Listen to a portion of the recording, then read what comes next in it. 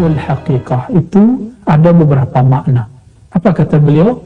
Syariah, syariat itu artinya amrun biltizamil ubudiyah, adalah suatu perkara, suatu perintah yang berkaitan dengan iltizamul ubudiyah, mengenai iltizam, mulazamah, kedisiplinan dalam beribadah. Adapun haqiqah itu adalah musyahadatul rububiyah. Di saat orang beribadah, di saat seseorang sujud, rasa yang dia dapatkan ketika sujud yaitu merendahkan jiwanya, menurunkan egonya, menghabiskan kediriannya, keegoannya. Maka orang-orang ini sedang menjalani proses syariat plus hakikat. Jadi sujud kita itu yang kita sebut khusyuk, salat khusyuk, tawadu, tadarru, ya. Semua istilah ini adalah istilah-istilah hakikat. Adapun kalau kita sebut apa hukum salat? Salat wajib, salat sunat, salat makruh pada jam tertentu. Ini istilah dalam ilmu syariah. Nah, sahabat yang melakukan Allah, ketika kita menyebutkan saya sujud dan merasakan kedekatan dengan Allah, maka orang ini sedang menggunakan istilah hakikat. Karena kalau disebut dekat, kedekatan itu ada pada ruhani. Nah, inilah yang dikatakan oleh Imam Al-Qushairi, al-amru biltizamil ubudiyah, ketika orang disiplin dalam amal zahir, ibadah-ibadah zahir, maka dia disebut bersyariat. Apabila kolbunya terhubung kepada Allah, maka dia disebut berhakikat.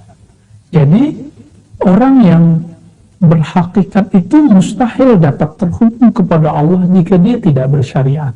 Nah, maka dikatakan di sini fakullu syari'atin ghairu muayyadatin bil haqiqah fa ghairu maqbul. Setiap orang yang bersyariat, lalu seperti misalnya dia sujud, dia ruku, tapi qalbunya tidak koneksi dengan Allah Subhanahu wa Ta'ala, maka syariatnya, amalnya ini tidak diterima di sisi Allah Subhanahu wa Ta'ala. Nah, inilah yang kita sebut misalnya ketika saya bersedekah tidak ikhlas kepada Allah, maka saya tidak berhakikat. Jadi inilah yang kalau boleh kita sebut hubungan antara fikih dan tasawuf.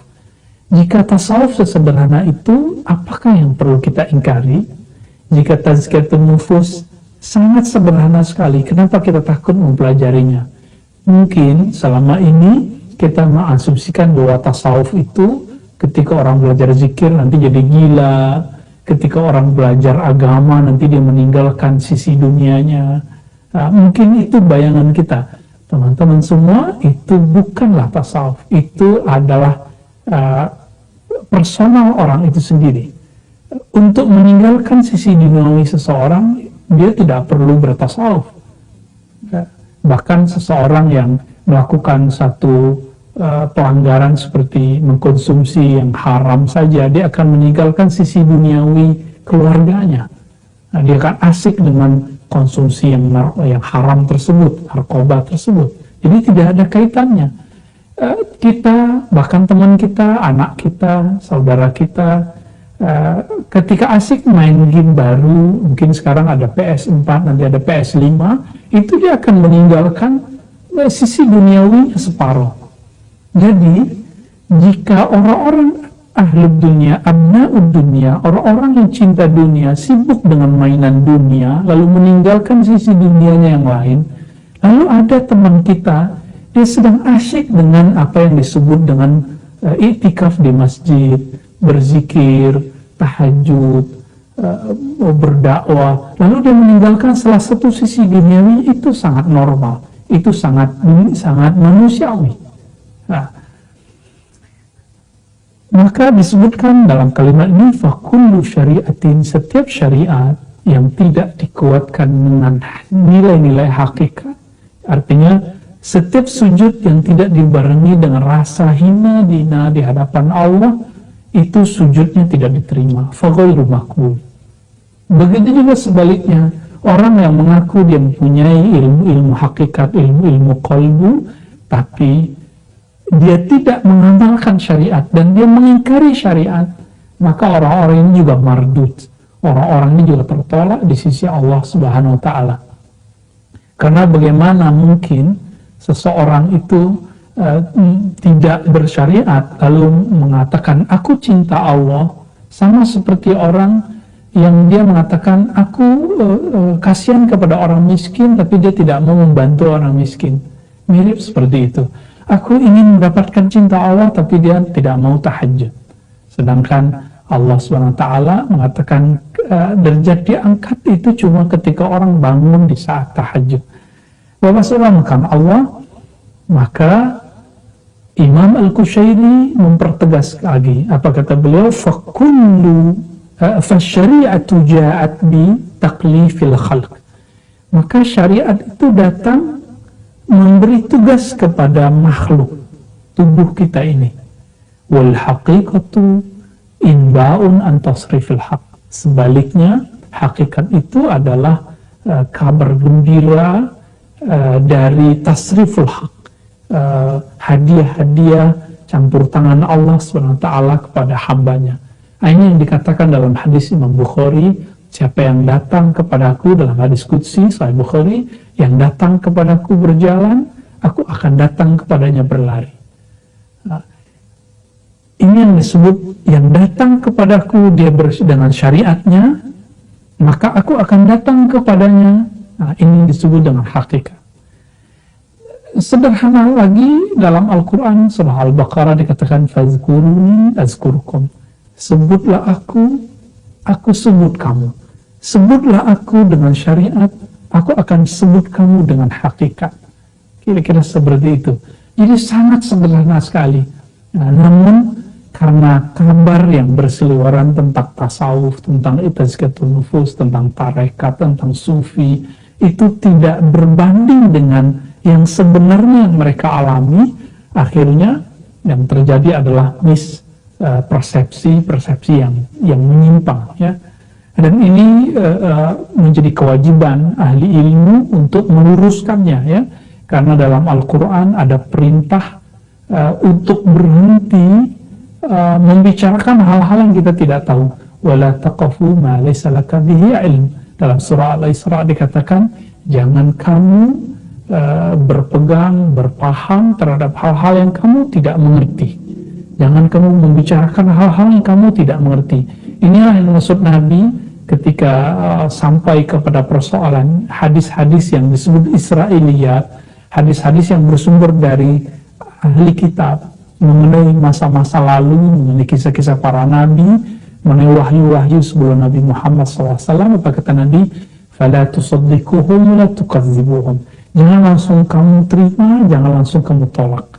Begitu juga jika mendengar satu hal mengenai tasawuf, tarekat, jemaah tabligh, salafi, apapun itu, ya, tentang isu-isu khilafah, mazhab, jangan langsung ditolak, jangan juga langsung diterima. Mungkin ada sisi yang benarnya, mungkin ada sisi yang tidak tepatnya.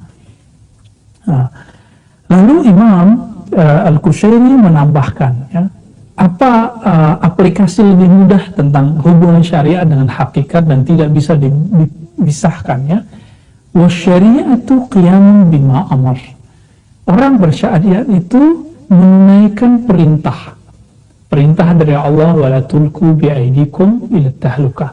Jangan kamu biarkan dirimu terjebak, tercampakkan ke dalam kebinasaan. Lalu hakikat mana? Syuhudun lima qada wa qaddara. Menyaksikan, meridai apa yang Allah kehendaki dan apa yang Allah takdirkan. Contohnya begini, di antara sahabat itu sudah berusaha untuk menghindari kerumunan, sudah mencoba untuk social distancing, tapi kemudian masih sakit.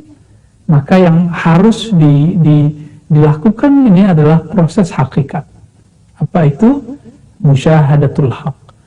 Menyaksikan peran Allah lalu meridainya. Imam Abdul Hasan Syazili, seorang imam ahli hakikat yang juga ahli syariat, beliau mengatakan apa?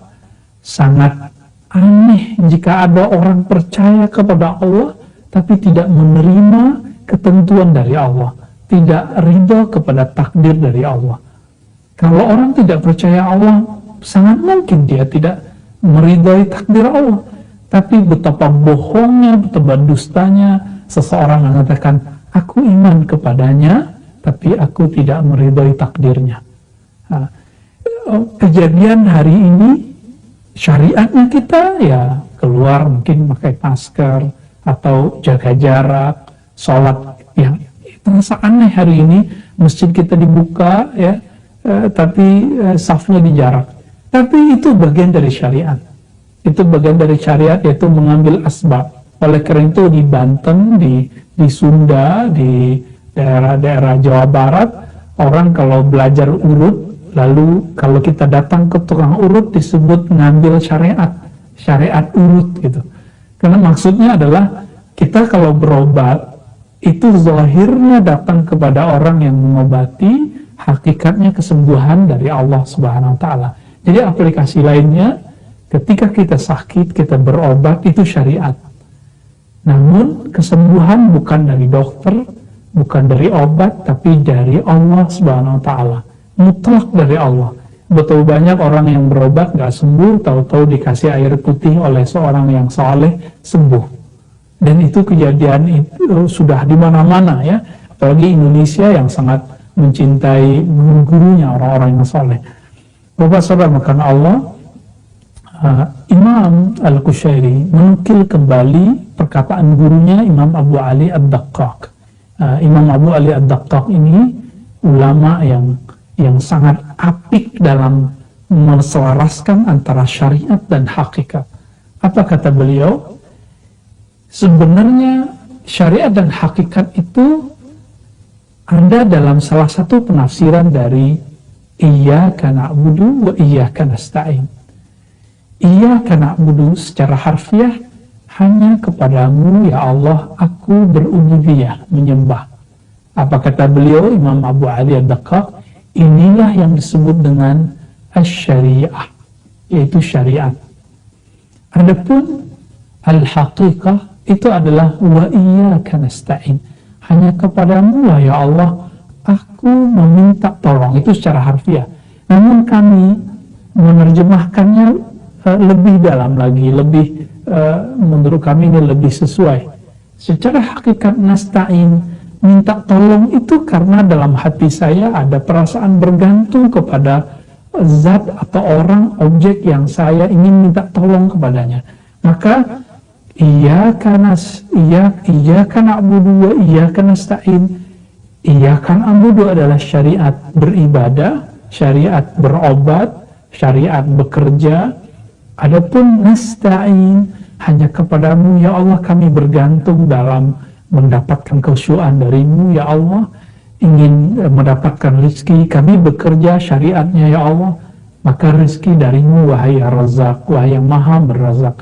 Kami belajar ya Allah, tapi ilmu itu dari engkau ya Allah, ya alim, ya alim. Ini yang dikatakan Nabi SAW dalam hadis Bukhari, innama ana qasim wallahu yu'ti, wallahu mu'ti. Aku hanyalah orang yang mentransfer ilmu kepada kalian, tapi yang memberi pada hakikatnya adalah Allah. Nah, inilah pemahaman ini sampai kepada Imam Syafi'i. Imam Syafi'i mengatakan, sebagaimana diriwayatkan oleh Imam Abu Nu'aim dalam Hilyatul Awliya dan kitab Al-Baihaqi, Manaqib Imam Syafi'i, dikatakan di situ apa kata beliau? Aku berharap jika ada satu ilmu, satu kitab dipelajari dariku, fala yunsab ilayya, maka kitab itu kemudian tidak dianggap bersumber dariku. Karena keikhlasan inilah Imam Syafi'i, namanya Allah torehkan sampai saat ini dalam kolbu setiap orang beriman yang belajar tentang hukum-hukum Islam. Siapa hari ini di antara orang yang ngaji, belajar, walaupun tidak santri, yang tidak kenal dengan Imam Syafi'i? Meskipun orang itu tidak bermazhab, bahkan dia anti mazhab. Disebut Imam Syafi'i ada kekaguman dalam hatinya. Kenapa? Karena beliau mempunyai hakikat yang bagus. Beliau mengajar itu syariatnya, tapi pada hakikatnya beliau mengatakan, ilmuku ini milik Allah, bukan milikku sendiri. Jika ada orang mengklaim ini miliknya, tidak masalah. Maka saya berharap teman-teman para pendakwah, baik pendakwah yang mensupport dakwah, baik dalam bentuk sosial media, YouTube, Facebook, jika ada orang kemudian mengambil video kita, mengambil kajian kita, biarkan, izinkan saja. Kenapa? Saya malu kepada Allah, saya malu kepada Rasulullah, saya malu kepada Imam Syafi'i, malu kepada Imam Bukhari. Imam Bukhari sampai hari ini bukunya paling laku, bahkan lebih laku dari buku Imam Syafi'i. Tapi apakah beliau dapat benefit dari buku yang dicetak hari ini? Secara maliyah, materi beliau tidak dapat. Maka saya pun berazam, setiap kali nyetak buku, mengeluarkan buku, kita wakafkan, kita bagikan saja. Kita berharap semoga di akhirat nanti kelak kita berada bersama imam-imam tersebut. Ya, imam-imam tersebut, meskipun mereka mengatakan kami tidak dijamin masuk surga, tapi kalau bukan mereka lalu surga siapa lagi? Ya, mereka-mereka yang betul-betul dekat kepada Allah. Tapi mereka punya adab. Apa adabnya? Kami belum tentu masuk surga. Ya, pemirsa bukan Allah, sahabat yang dimuliakan Allah. Nah, inilah bab hakikat. Biarkanlah kita berlelah-lelah berdakwah, capek-capek untuk membagi-bagi ilmu-ilmunya Allah, lalu nama kita nggak disebut orang, ya, nggak disebut orang, nggak diapresiasi orang. Biarkan itu terjadi, serahkan semuanya kepada Allah. Inilah dakwah bersyariat, dakwah berhakikat. Nah, saya mengajak kita semua untuk sampai kepada level ini, dan itu perlu latihan. Dan latihan yang paling bagus di luar kita berdakwah adalah kita mendakwahkan diri kita sendiri kepada Allah. Apa makna dakwah? Dakwah artinya mengajak.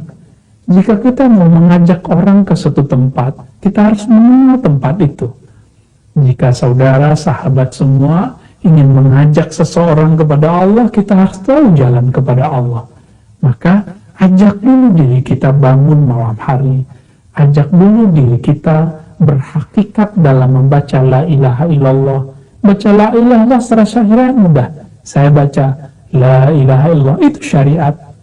Tapi secara hakikat, saya kemudian meniadakan diri, mengatakan aku tidak berperan kecuali hanya Allah. Tapi secara zahir tetap kita yang bertanggung jawab.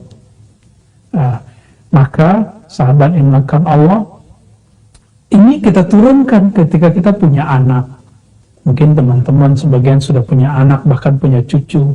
Jika kita punya cucu, jangan dibanggakan di hadapan orang. Jika kita punya murid, nah ini ujian para ustadz, para guru. Apa ujiannya?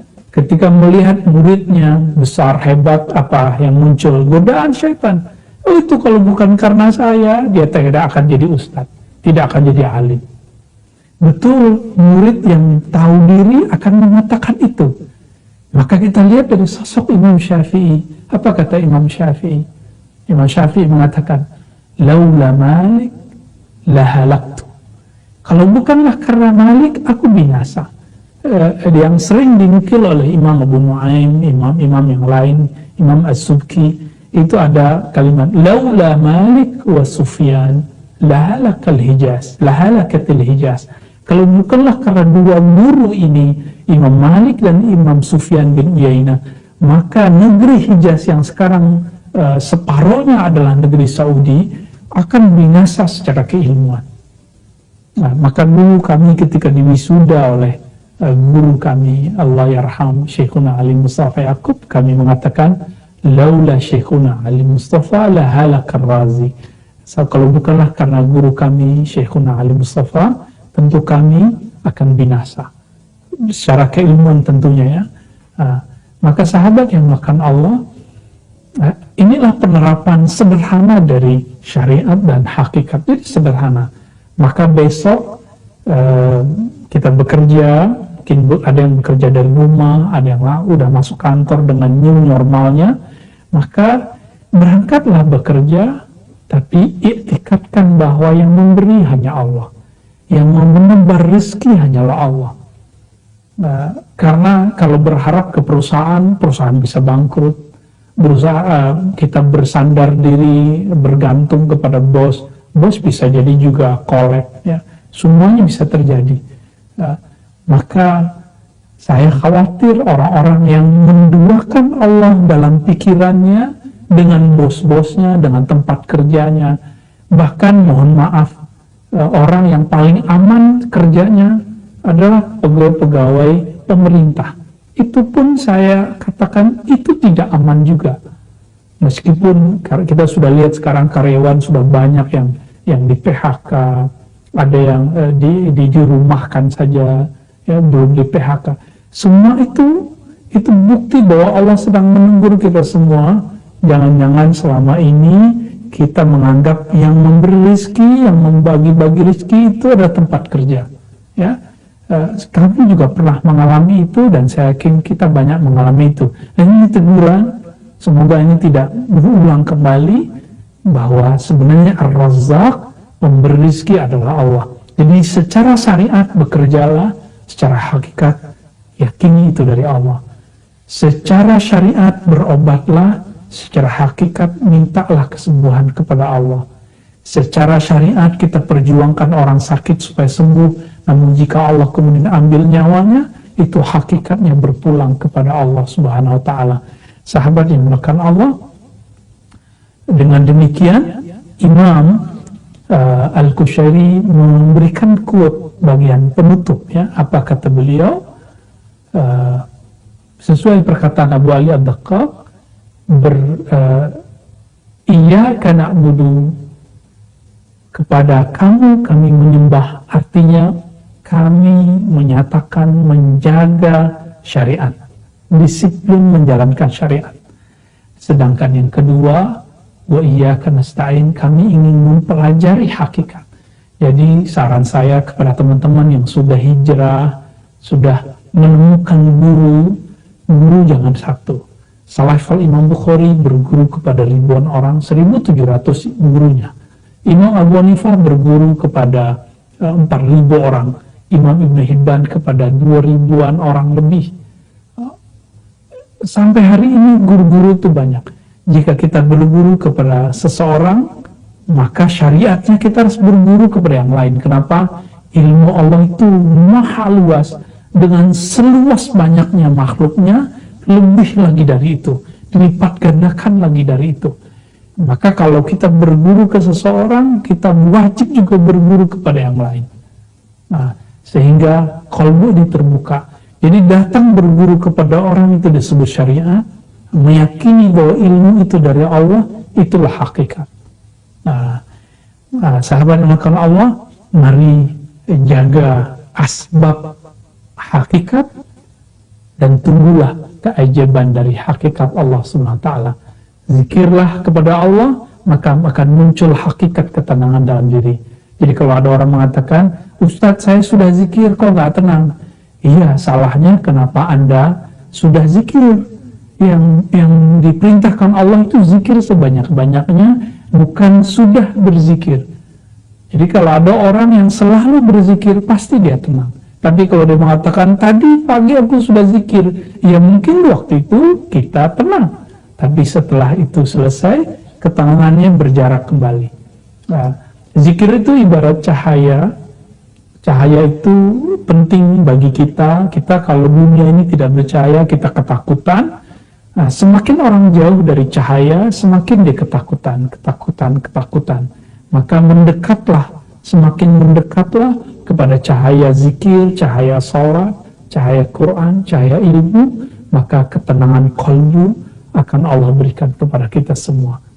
Sahabat yang dimuliakan Allah, demikianlah pembahasan sederhana yang sering berseliweran di luar. Apa itu syariat, apa itu hakikat, berdasarkan kitab Ar-Risalah Al-Qushairiyah. Ya, Mungkin ada yang mau bacaan pertanyaan yang mau kita sampaikan ya. Tafadhol.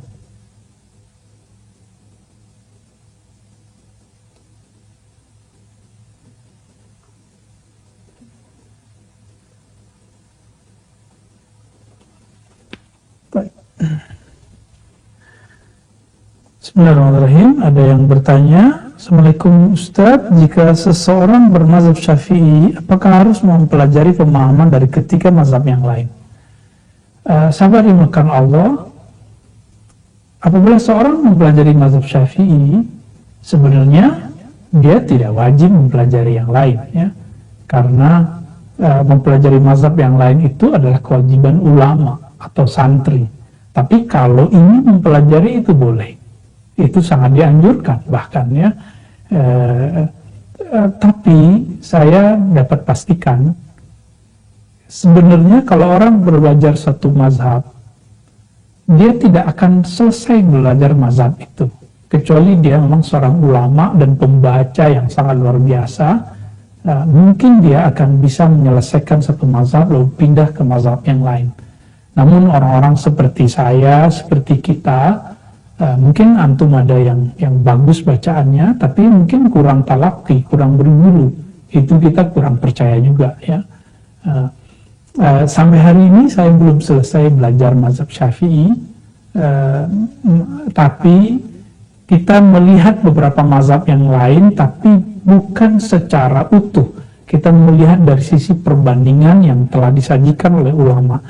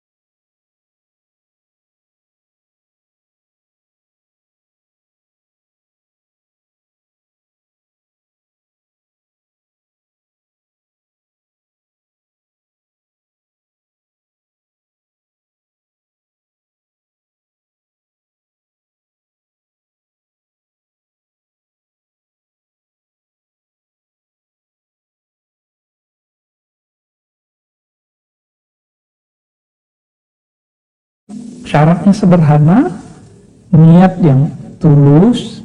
Yang kedua, mendengarkan secara. Jadi jika ada di antara kita yang kemudian mau berguru online tapi mendengarkan sepotong-potong, maka orang ini tidak sah berguru. Ya, jangankan itu, orang yang tatap muka saja tapi sering gaib, sering tidak hadir, tidak mendengarkan secara utuh, itu pun gurunya menganggap dia bukan murid yang baik, bukan murid yang setia, apalagi yang berguru secara online. Jadi apakah boleh disebut guru? Boleh, tapi ya guru online, bukan guru talaki. Namun di zaman sekarang, zaman new normal, apa boleh buat? Seorang dai, seorang guru, seorang syekh, seorang ustadz, tuan guru, buya, kiai harus beradaptasi dengan ini, karena kita makhluk yang Allah berikan kemampuan beradaptasi itu. Jadi saya pun mengajak kepada kawan-kawan para dai, ayo kita manfaatkan fasilitas yang juga manusia menemukan ini, karena perubahan-perubahan zaman ini ya, dakwah tidak boleh berhenti meskipun ada banyak hal yang terhenti ya. Jadi sah berguru sah, tapi niatnya harus tulus. Yang kedua, karena Allah ya, niatnya karena Allah. Yang kedua, dengankan secara utuh. Nah, inilah yang dikatakan juga oleh masyaikh-masyaikh di Timur Tengah sana. Misalnya guru kita Syekh Yusri ya, yang juga sering datang ke Indonesia. Syekh Yusri mengatakan sah, boleh, dengan syarat mendengarkan secara utuh ya. Salah satu guru dari Syekh Yusri namanya Syekh Ali Jum'ah itu pernah jadi korban potongan-potongan YouTube ya, ketika membahas satu persoalan fikih. Maka beliau kemudian mengatakan wajib mendengarkan utuh suatu pertanyaan, satu bahasan. Jika tidak, maka tidak sah sebagai guru. Maka siapapun yang memotong video-video kita ya, siap-siap saja tanggung jawab di hadapan Allah, menjadi agen yang membuat orang tidak paham secara utuh. Tapi jika temanya selesai, meskipun belum satu ceramah, itu tidak apa-apa, yaitu boleh. Ya.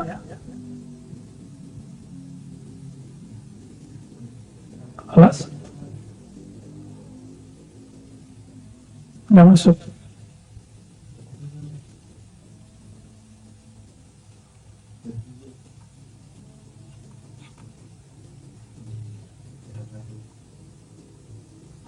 Oke, pertanyaan yang kelima.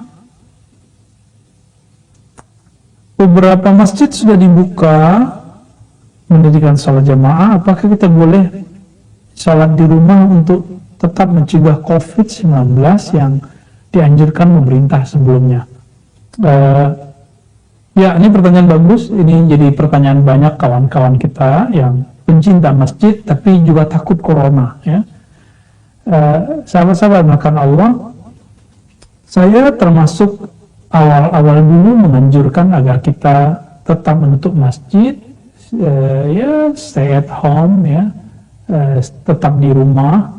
Tapi dengan new normal ini, bahkan di saat kita lagi gawat-gawatnya, panik semua dengan COVID, kita menyaksikan di komplek-komplek kita orang ronda sambil main kartu. Ya, tidak ada social distancing, tidak ada apa yang disebut jarak ya, bahkan tidak bermasker. Itu terjadi di mana-mana. Tapi orang-orang ini paling nyinyir ketika kita membuka masjid. Apakah ini normal? Apakah Anda waras? Kira-kira begitu. Ini pertanyaan kita ya. Tentu bukan kepada antum yang nanya, tapi kita bukan pertanyaan ini kepada orang-orang yang masih memperdebatkan kita buka masjid. Ya, dulu karena kita semuanya panik, kita kemudian melihat dalil-dalilnya jelas sekali.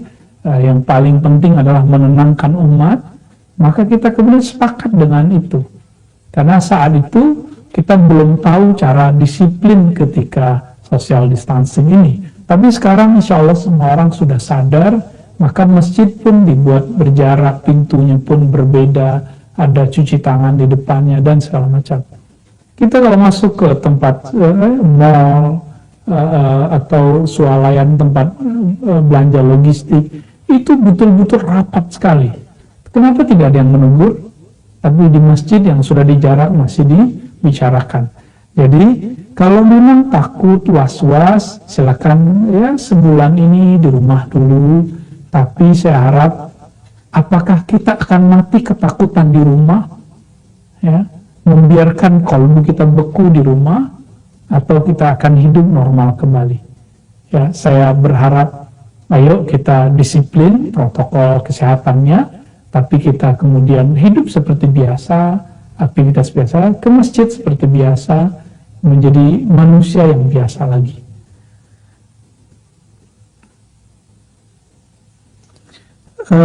Bagaimana hukum baca Al-Quran tanpa ada bimbingan Al-Quran dan belajar sendiri hanya dari YouTube-nya? Sahabat dimakan Allah, belajar dari YouTube, apapun ilmunya, selalu tidak akan permanen.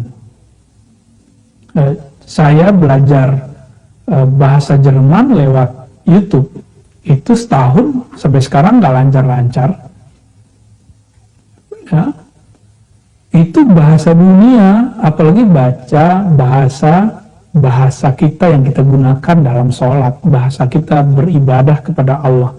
Namun untuk melatih, misalnya kalau saya sudah punya basic, lalu kemudian saya dengarkan dari YouTube, itu tidak apa-apa. Seperti dulu awal-awal ingin memperbagus listening atau samai, mendengarkan bahasa-bahasa asing, saya menggunakan YouTube untuk latihan. Itu emang bagus. Jadi harus punya basic dulu kepada guru, baru kemudian kita belajar lewat YouTube. Ya. Jangan seperti yang terjadi di masa dulu guru kami yang tadi kami sering sebut, ketika beliau wafat, itu kawan-kawan saya mengatakan, ya Allah, saya dari dulu udah pengen belajar kepada Tuan Syekh. Ya, tapi beliau sudah meninggal. Saya tanya, kamu tinggal di sini dari tahun berapa? Udah 3 tahun yang lalu. Jadi selama 3 tahun dia cuma pengen tapi tidak pernah menemui gurunya. Jadi mumpung masih ada gurunya, masih ada masyaikhnya, masih bisa talaki, ayo talaki ngaji langsung tatap muka. Selevel Nabi setiap Ramadan itu setor ayat kepada Rasulullah hadap-hadapan. Begitu juga Utsman, begitu juga sahabat-sahabat yang lain, ya. Ustadz, apa hukum kredit motor dengan niat untuk mempermudah kita berkunjung ke masjid? Wah, ini ngeles nih ya. Bilang aja kredit motor untuk kerja, untuk jalan-jalan, ya. Ini nggak apa-apa kok, jujur aja juga nggak apa-apa. Oke. Kredit motor.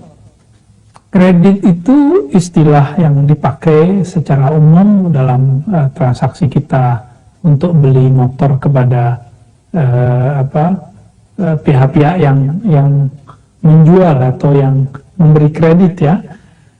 Namun dalam tradisi perbankan syariah ini sudah ada istilahnya dan sudah ada akadnya sebenarnya. Sehingga saya namanya al-istiqra al-muntahi bitamlik atau al-istiqra alladhi yantahi bitamlik. Kredit itu dia beda dengan minjam, beda dengan sewa, sehingga hukum riba itu diperdebatkan, bisa diterapkan pada kasus kredit. Nah, ini penting sekali. Kenapa? Riba itu kalau saya pinjam, lalu kemudian ketika dikembalikan, ketika saya mengembalikan, saya kemudian dapat beban, ya, tambahan. Itu riba, biasanya ribawi, ya. Jadi ada ziyadahnya, ada fadlnya, ada dia ziyadahnya. Nah, akadnya adalah pinjam. Tapi kredit itu dalam tradisi ahli fikih syariah itu kemudian sudah muncul ketemu kaedahnya. Ini bukan memainkan agama, justru kemudian ingin menerapkan hukum ribawi ini jangan sampai salah hukum. Jadi riba pasti haram, tapi kredit motor belum tentu haram. Kenapa? Karena praktek kredit motor tidak pernah ada di zaman Rasulullah. Ini kan persoalan dunia, tidak ada di zaman Nabi. Dan ini telah dibongkar oleh Imam Ibnu Hajar dalam kitab Bulughul Maram. Beliau menyebutkan apa? Bahwa praktek syariah dalam muamalat itu ada sekitar 24 macam di zaman Nabi dan sahabat Nabi Sallallahu Alaihi Wasallam. Dan di situ tidak ada namanya istiqra al-muntahi bitabligh, sewa. Jadi kredit itu bahasa Arabnya istiqra, sewaan yang berujung kepada kepemilikan. Nah, ini contoh bahwa bahkan menyewa dalam bab istiqra, dalam bab hukum fikih dan hadis itu berbeda dengan kredit. Contoh, saya nyewa satu apartemen 10 tahun. Apakah setelah 10 tahun itu apartemen jadi milik saya? Apakah itu jadi milik teman-teman semua? Tentu tidak. Coba sekarang antum kredit rumah, kredit mobil, kredit motor. Kalau itu sewaan, maka nanti rumah dan motornya setelah 10 tahun harus dikembalikan. Tapi kenapa kemudian itu menjadi hak milik kita? Nah, disinilah kemudian ulama kita berijtihad. Jadi itu bukan ijtihad saya, itu ijtihad ulama-ulama, baik ulama-ulama fikih di dunia internasional, di Arab sana, di Timur Tengah sana, sampai kemudian di negeri kita. Maka tahun 2003 MUI kemudian mengasas, ya, 2004-nya kemudian mengasas fatwa yang melahirkan hukum-hukum tentang perbankan syariah, hal-hal yang berkaitan dengan syariah. Jika masih percaya dengan MUI, silakan ikuti, ya, dan itu sudah ada panduannya, ya. Namun di bank syariah sendiri ada perbedaan dalam istilah, ya, antara kredit dengan sewa yang berujung kepada kepemilikannya. Mungkin maksudnya sewa jual gitu, ya. Wallahu a'lam, ini istilah-istilah teman-teman di perbankan, muamalat, ya. Jadi jika antum ingin kredit berdasarkan fatwa-fatwa tadi, apalagi merujuk kepada fatwa Darul Ifta Mesir, hukumnya boleh. Tapi kalau mengikuti kepada fatwa konvensional yang lama, ya hukumnya tidak boleh, ya. Saya tidak bisa menegaskannya, namun silakan dilihat saja pembahasan yang tadi, ya. Banyak sekali nih. Ustadz, saya suka gelisah, mohon petunjuk, bahkan sering marah-marah, padahal saya sudah berhijrah beberapa tahun lalu.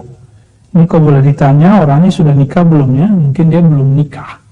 Karena orang-orang yang tiba-tiba marah, emosionalnya, kadang-kadang dia belum punya pendamping yang bisa meredam. Karena dalam Al-Quran, surah Ar-Rum itu, ya, disebutkan bahwa Allah menjadikan pasangan litaskunu, agar sukun.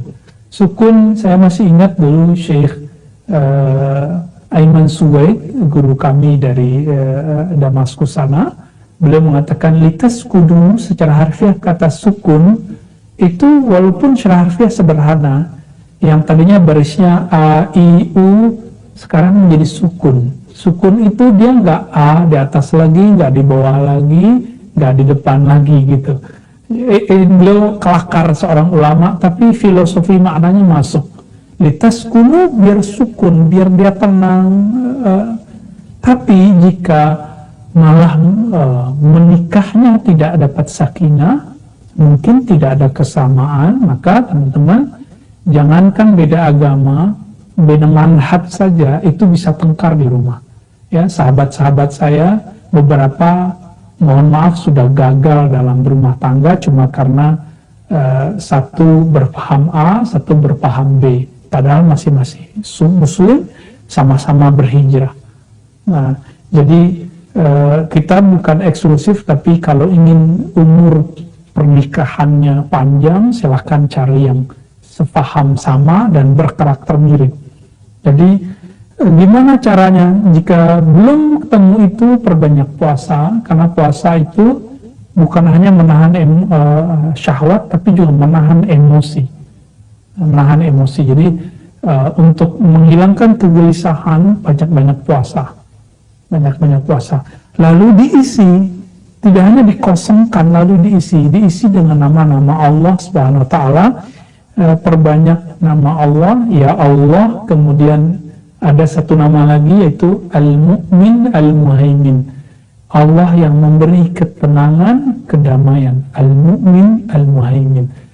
Wiridkan ini, amalkan ini, ya Allah, ya Mu'min, ya Muhaimin. Insya Allah diperbanyak ini pagi, sore, misalnya didisiplinkan 100 kali, 100 sore, ya, pagi, sore, nanti akan ada efeknya. Tapi jangan berharap langsung. Kenapa? Karena antum zikirnya cuma pagi, sore. Orang kalau ingin mendapatkan rahasia langsung, dia harus berzikir tiada henti, ya, baru akan terasa langsung kedahsyatannya.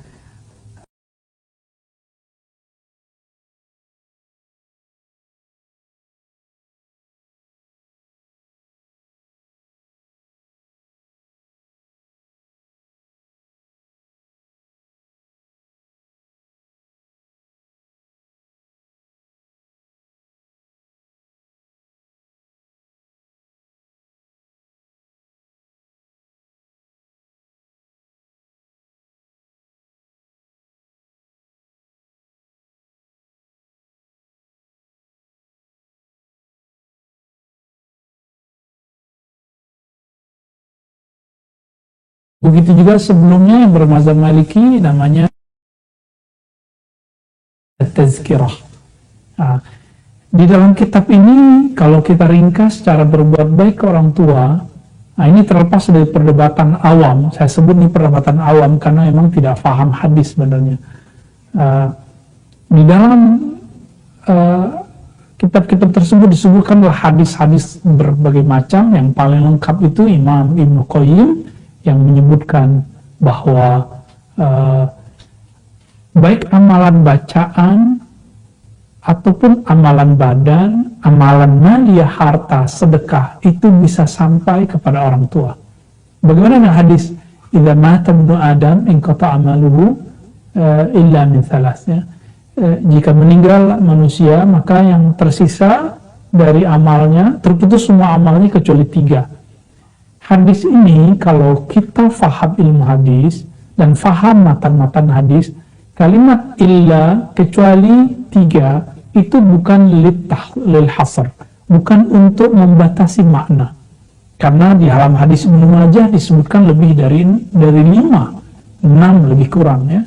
Di hadis Imam Tirmizi juga ada tambahan, di hadis Tabrani juga ada tambahan, sehingga Imam Suyuti menyebutkan lebih dari 10 macam amalan yang bisa dilakukan oleh orang yang hidup untuk keluarganya yang meninggal atau sahabatnya, orang tuanya yang meninggal.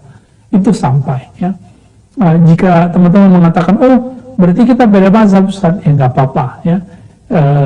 Imam Ibnu Qayyim bermanhaj salafi, dia meyakini sampai dengan dalil 29 dalil, sehingga muncul perkataan dari beliau. Jadi jangankan kita, ya, mereka kayak Imam Hanabilah, Imam Ahmad bin Hanbal itu sepakat mengatakan musul sampai, kecuali di awal pendapat beliau.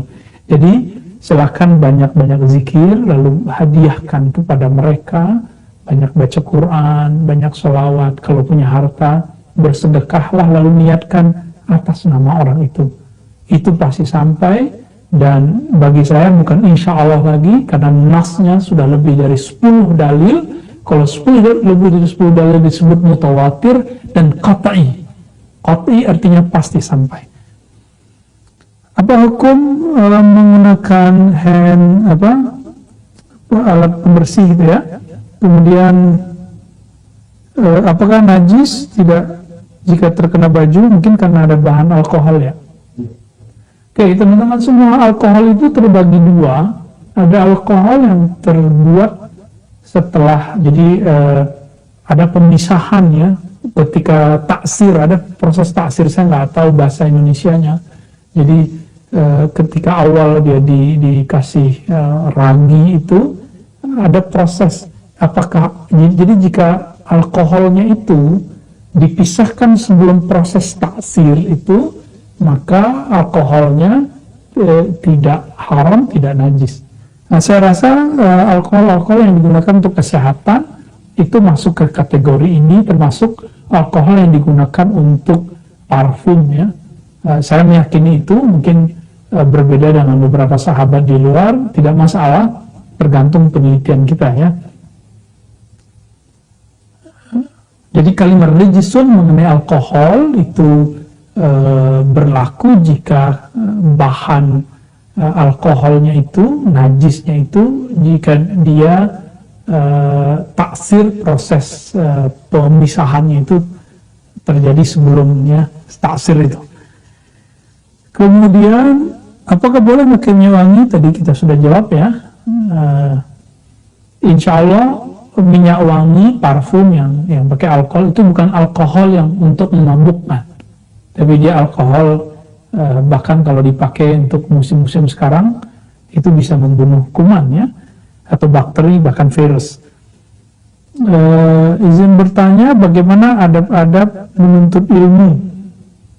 Adab menuntut ilmu sebenarnya kalau di kajian di pesantren-pesantren itu ada banyak ya. Ada 6 misalnya, dan bahkan itu dibacakan dalam syair, tapi saya ringkas jadi 2 aja. Belajar ilmu itu 2 aja, niat tulus kepada Allah, lalu cari guru yang bersanad. Udah gitu aja ya. Kalau zaman dulu harus pakai yang 6 itu, jadi harus ngaji lama, datang kepada orangnya. Nah sekarang kita 2 itu aja.